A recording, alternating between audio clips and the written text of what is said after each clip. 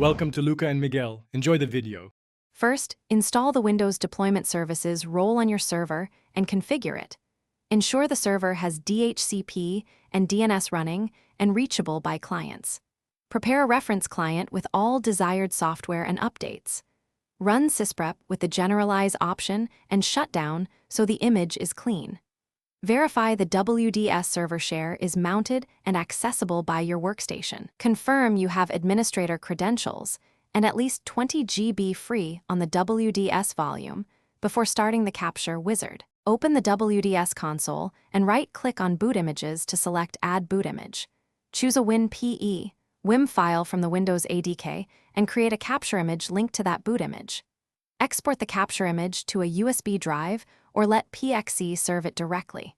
Boot the reference client to the Capture WinPE image using PXE or USB media. Start the capture wizard on the client, provide a clear name and description, and choose the WDS server share as the destination for the WIM file. After capture completes, copy the WIM file to the WDS images folder on the server. In the WDS console, add the WIM as an install image and place it in an image group. Deploy the new install image to a virtual machine to verify drivers, settings, and activation behave correctly.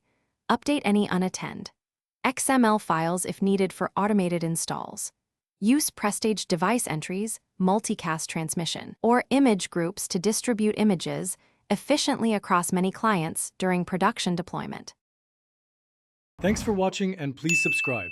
It's the best investment you'll ever make.